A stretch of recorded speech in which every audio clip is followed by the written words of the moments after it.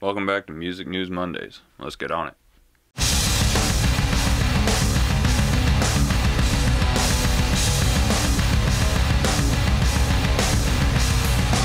The band Islander, while in Texas, was stopped at a Denny's, which is a common place for musicians on tour to stop to eat. Open 24 hours, good food. It's good stuff. But regrettably, while they were at Denny's, they had their van broken into and a lot of their personal belongings were stolen. Now, getting gear or belongings stolen is nothing new to a musician, and it's horribly enough to say not new to the band Islander. But I'm not sure if a lot of people understand what theft to a touring band can do to them. It can literally be the difference of having their careers or not. It can ruin everything that they have and everything that they've worked so hard to get. Now, touring bands, whenever they're out, a lot of them, if they can afford it, will carry insurance on the gear that they're touring with in the instance like this where something gets stolen, or there is a liability insurance that you can get if your gear's blown up by the electricity at the venue, which is not all that uncommon. If a power surge comes through and it fries your tube amp, or if something happens to your gear that's not the fault of your own, you can get insurance for that stuff too.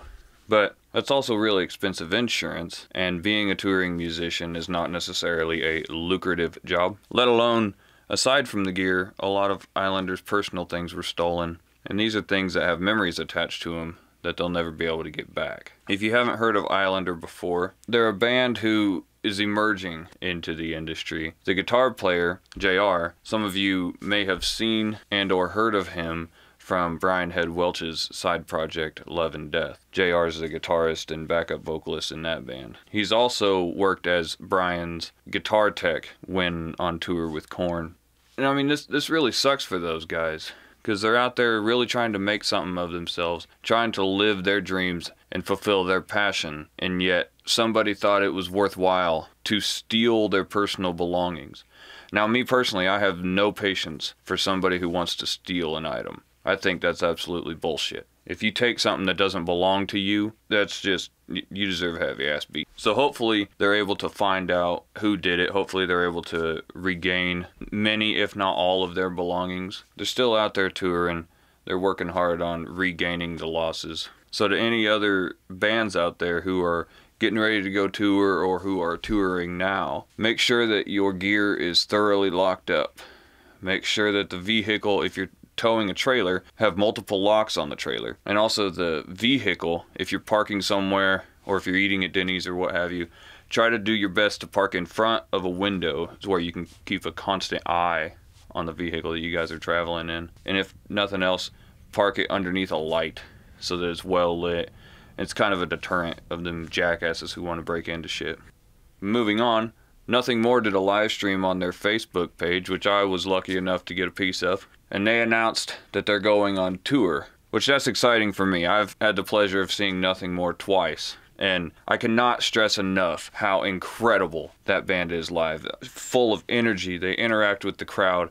It is literally everything put together that you would want to see and expect to see from a rock show, from a concert. From the performance to the talent, the lighting, everything comes together perfectly, but in the most organic way. Nothing has ever felt fabricated from them. Never felt fake. Whenever Johnny's singing, you can hear the flaws whenever he's live, which I appreciate. I don't want to hear somebody who's absolutely perfect live. Whenever the drums are kicking in, they're hitting you in the chest. It's the perfect balance. So if you can, get out there and see Nothing More live and do the VIP meet and greet. That's also an experience you'll never forget. They're a bunch of great guys, super nice guys, really humble, and I am very thankful to have had the opportunity to meet them and hang out with them. They're going to be releasing their new album coming out this year. I'm really looking forward to that. I'm interested to see how they bounce back from their self-titled album. That album received a lot of commercial success. That was the album that really projected their career to where they are now. Their single Ballast, or This Is the Time,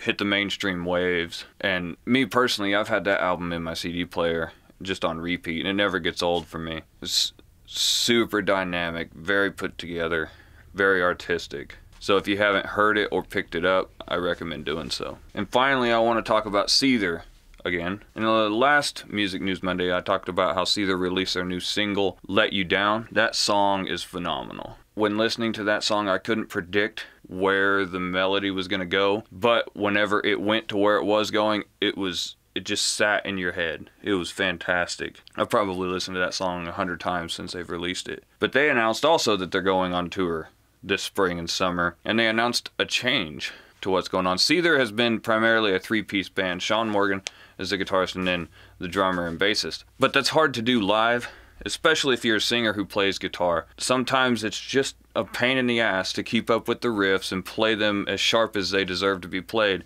as well as sing the melody over the music. So Seether took on another guitarist this tour, and they've taken on other guitarists in the past, but the guitarist this tour was quite a shock, because it's Clint Lowry from Sevendust. I didn't see that one coming. Clint's toured as a backup guitarist with Korn in the absence of Brian Head Welch. He wasn't on stage with them, he was backstage, but he would play while Korn was out on stage, and he would be doing the guitar parts that Brian would typically do. And of course, Clint being with Sevendust touring is nothing new to him. Sevendust has always been a road dog band. You know, they get out there and they play multiple shows a year, and they're also packed full of energy. I've had the pleasure of meeting the band twice, and I've talked with and hung out with Clint on a number of occasions. He's a very, very nice guy, very humble, very energetic too. You just can't help but feel an energy when talking to that guy. But I'm excited for this. I'm excited to see Seether and Clint come together, and I really want to get out there and see them live and see how they blend. What's the energy going to be like on stage? So it's interesting to see. Hopefully if they come near you, you're able to get to them. If they don't come near you and you can afford it, go travel to them. I don't care. But I think this will be the spring and the summer of some great live performances. So get out there and support the bands and show them that we appreciate what they do. Don't forget to follow me on Instagram, Facebook, and Twitter. And now you can add me on Snapchat, all at Stenosis Music. Snapchat will be where I connect more with the people who want a little further insight behind me and what I do. And if you want to learn more about the life of a musician, you want to check out more Music News Mondays and learn more about me, don't forget to subscribe, like the video. We'll see you next time.